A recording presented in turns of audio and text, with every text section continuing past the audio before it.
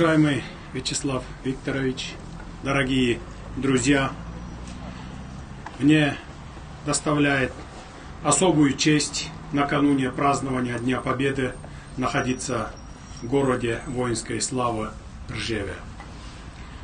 Мой приезд в этот прекрасный город связан с открытием мемориального памятника, посвященного нашим землякам, кыргызстанцам, героически погибшим в годы Великой Отечественной войны. Именно здесь происходили одни из наиболее масштабных и кровопролитных сражений, в которых ковалась общая победа в мае 1945 года. Наши доблестные воины-кыргызстанцы, не щадя своей жизни, мужественно и самоотверженно бились с жестоким и коварным врагом и отстояли Родину. Уважаемые ветераны, дорогие друзья, память о войне объединяет наши народы и страны. Нет семьи, которой бы не коснулось ее тяжелое дыхание.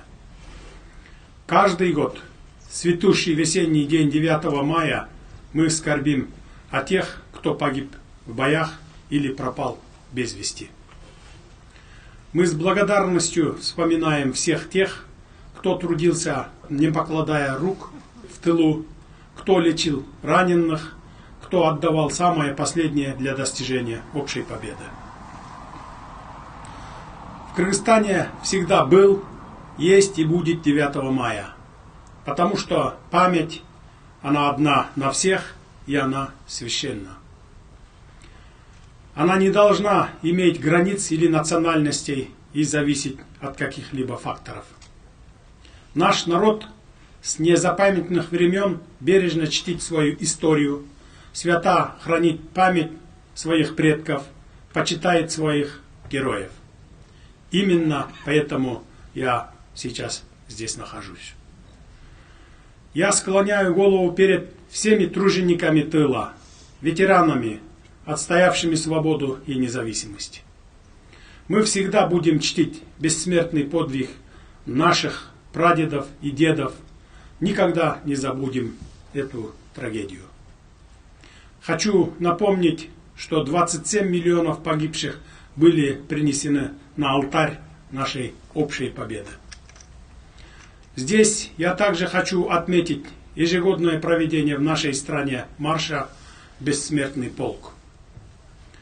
Дело в том, что глубокое уважение к памяти наших предков является частью нашего генетического кода и поэтому находит горячий отклик в сердцах наших сограждан, побуждает их выйти с фотографиями и плакатами своих давно шагнувших в бессмертие родных и близких, многие из которых навсегда остались молодыми.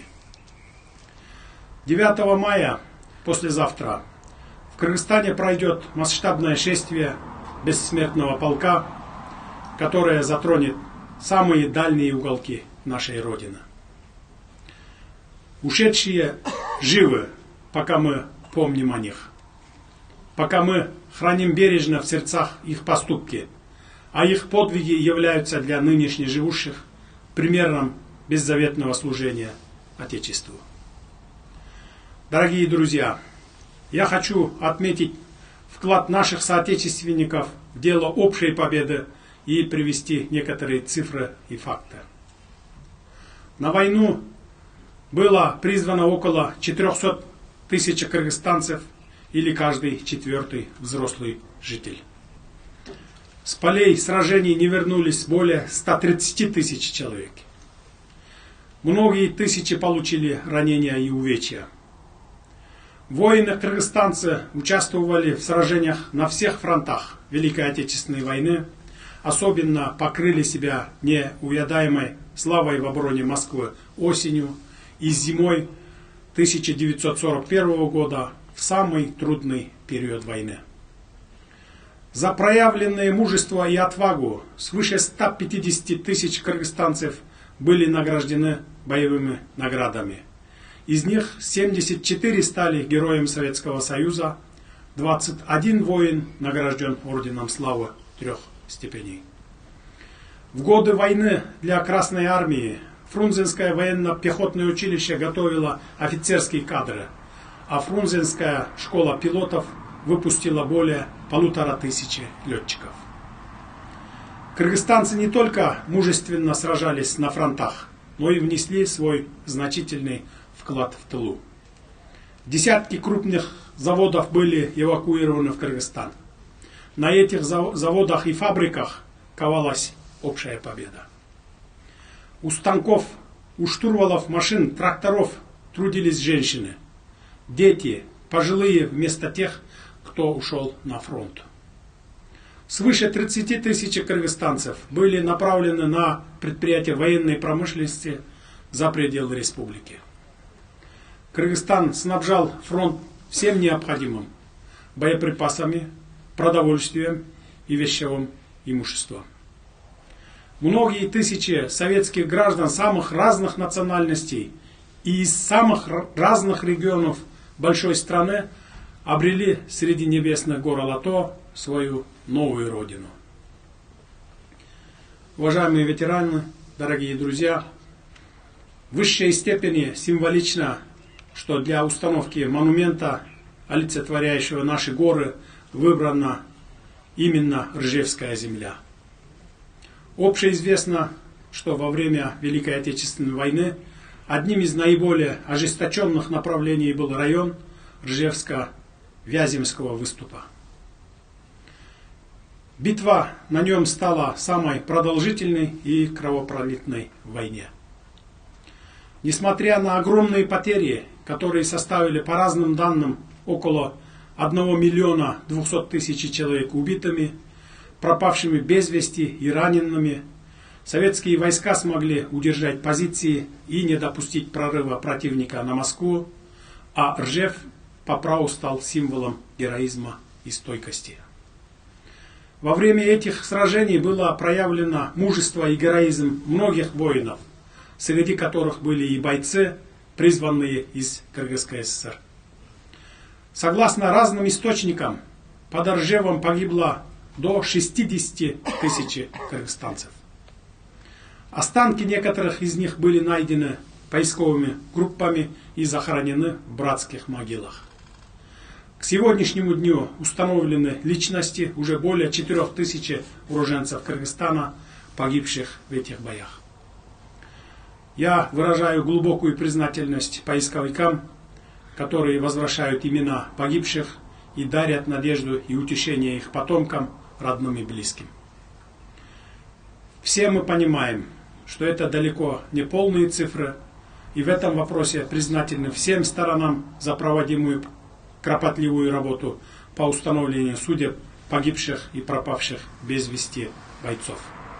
Я убежден, что этот мемориальный памятник будет служить символом нашей вечной благодарности всем героям, которые сражались за наше будущее. Их подвиги и жертвы не должны быть забыты.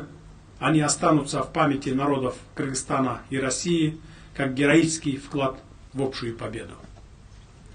Мы должны всегда помнить о них и передавать это наследие от поколения к поколению, ибо наше будущее тесно связано с нашим прошлым. Я горд быть потомком героев, положивших свои жизни на алтарь победы. Уважаемые участники мероприятия, уважаемые ветераны, дорогие друзья, участие официальной делегации нашей страны в мероприятиях, посвященных 78-й годовщине победы в Великой Отечественной войне, подтверждает тесные и динамичные отношения между Кыргызстаном и Россией. Это показатель того, что наши отношения строятся на исторически сложившихся прочных связях и основаны на глубоком взаимопонимании, доверии и дружбе. В этой связи хочу выразить признательность президенту Российской Федерации, уважаемому Владимиру Владимировичу Путину, за приглашение посетить с официальным визитом Россию и стать почетным гостем на Параде Победы.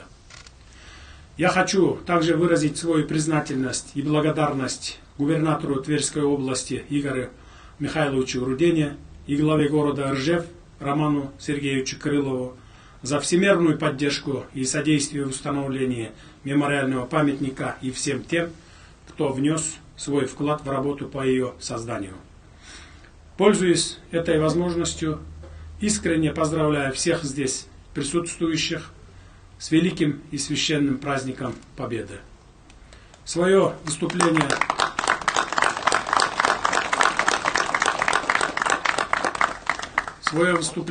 хочу закончить словами, высеченными на мемориальном памятнике, который мы сегодня открываем. Вечная память и слава павшим в боях за Родину в Великой Отечественной войне, погибшим, но не побежденным. Благодарю за внимание.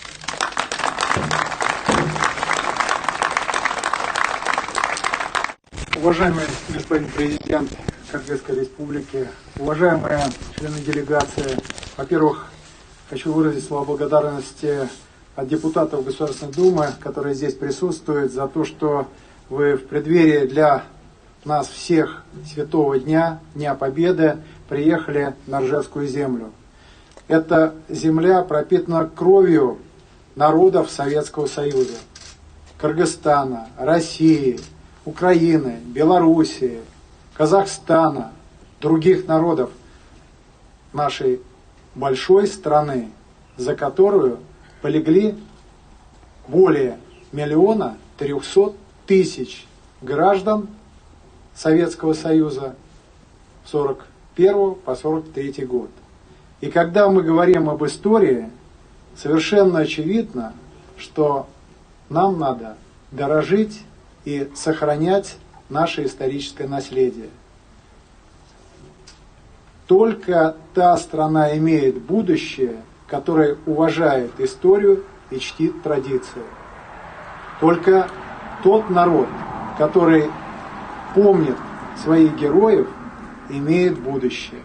И хорошо то, что сегодня мы здесь вместе говорим о развитии наших отношений, о достижениях.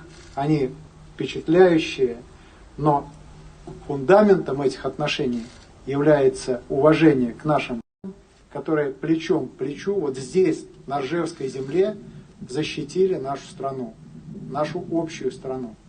И дали возможность нам сегодня строить свои государства, развивать свои страны, выстраивая отношения на принципах дружбы, взаимности, уважения друг к другу, развивая отношения взаимовыгодного сотрудничества. И, конечно, в основе этих отношений отсутствуют двойные стандарты и присутствует уважение и невмешательство во внутренние дела суверенных государств.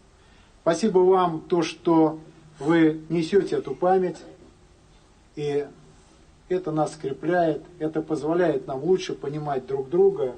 Ну и, конечно, наши деды и прадеды смотрят на это и поддерживают, потому что они вот так же поддерживали друг друга, погибая, отстаивая нашу страну, защищая свои семьи.